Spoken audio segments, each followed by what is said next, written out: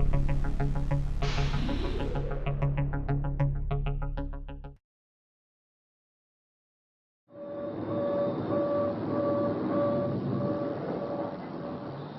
much do you think you can score with that? 3 caps. You can Good always- acid. Yeah? Have you tried them? Yeah, I was up on it. Very good. Well, here's the 10. Okay. 3 caps. Good. You are looking at a traveler who just bought a ticket for a very special kind of a trip. The cost, a few dollars, and his mind, over which he will very shortly have little or no control. I'm interested in the question of what does it say about the human mind. And as an educational psychologist, my question always is, what's the fullest development of the mind and how do we get there? And psychedelics are one of the answers of using our mind in different mind-body states. Yeah, I'm Tom Roberts. I'm a professor emeritus in educational psychology, and I teach a course called Foundations of Psychedelic Studies in our honors program every fall. I was in graduate school at Stanford, just south of San Francisco, in the late 1960s.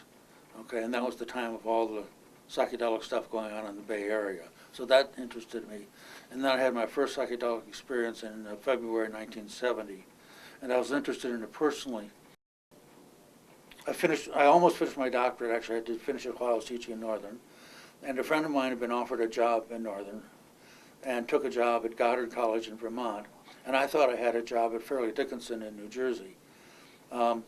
And I ran across, and he said, "Oh, I'm not taking this job at this place called Northern Illinois University. Why don't you apply there?" He wrote down the name of the department chair, and I put it in my jeans. Well, a week later, I was doing my laundry. I put my hand in my jeans, and I came out with this thing, Northern Illinois University. So, I had my resume and stuff sent here, thinking that I wouldn't really want it, but this would be sort of like a backup school if Fairleigh Dickinson didn't want me. And then 3 days later, I got a call from Northern, and in the mail that day was a letter from Fairleigh Dickinson saying, "Sorry, our job will not be funded, not be available." So I came to Northern. It was beautiful. It was in July, beautiful July day. There was a concert going on. I came in Route 38. There was a conference going on in the lagoon. A nice evening day. Just, how beautiful it can be in the summer. And imagine bands out at the lagoon. I thought, hey, this is a nice place. I'd like to come here for a year or maybe 2. Okay, so now it's been 40. Well, when I first started teaching it, they sort of thought, well, let's let them teach it, I think. And at that time, Northern was situated that they had any class that would have enough students they were willing to have meet. Then that was in like 1981. And then when later on, since I was already teaching it, they really couldn't say, don't teach this course, it's something we shouldn't be studying. Although I think probably there's sort of like a sense, although nobody would ever say anything, of sort of passive resistance, or, isn't that something that disappeared with Timothy Leary in the 60s, or why study that now, and so forth. In the 1980s, I got to thinking that people who've done psychedelics are like an ethnic group, although they come from lots of different ethnic groups, but they're a group of people who've had a particular type of experience and an orientation to the world in a certain way. And I was thinking, well, other groups, like there's Martin Luther King Jr. Day, and there's Columbus Day, and there's St. Patrick's Day, and all these days that have to do with identification with a group. And I thought, well, psychedelic people ought to have a day. So I started this Bicycle Day. It's called Bicycle Day because that's when Albert Hofmann, the guy who discovered LSD, took his first intentional trip, and it was on a Monday. The previous Friday, he had absorbed some action accidentally. And then that was on April 16th. And Monday the 19th, he actually took a dose so small that he couldn't possibly affect him. It was 250 micrograms, which is a very strong dose of LSD, but nothing that had been that strong before. And people didn't believe it because no drugs had been that strong. And he rode his bike home, and he described riding the bike home in sort of the weird countryside that he was going through. Where are you? Oh, stop that, man. Where Stop are that. you, man? Stop You're that not freaking there, business. man. Leave it alone. Let me give you an idea. Just the barest idea of what a bum trip can be like. Voices courtesy of those who've been there.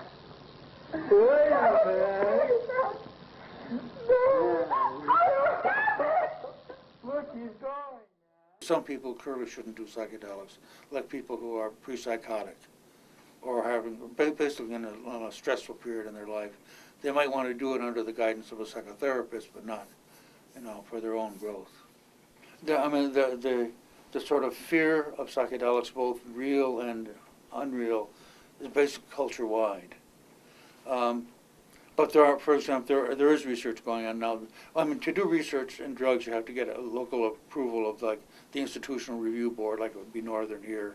And then to use an illegal drug, you have to get approval from the Drug Enforcement Administration and the FDA. So it takes a long time to get approvals. And a lot of review boards are sort of wary about it because of the bad reputation psychedelics have. But the reputation is slowly changing, and as that changes, more courses and more research will be done. And it is changing. It's coming along very nicely. For example, at Johns Hopkins in 2006, they talked about a study that they had just done on using psilocybin, which is the psychoactive ingredient in psychoactive mushrooms, and gave people, about 2/3 of the people who were their subjects had either the most meaningful experience in their life, or one of the 5 most meaningful, or the most significant experience of their life, or one of the 5 most significant experiences. And this was covered on TV and radio and newspapers, and there were over 300 news reports on this. So people are sort of catching on. But there's this fear left over from the 50s and 60s about, you'll drive people crazy and they'll jump off buildings and stuff like that.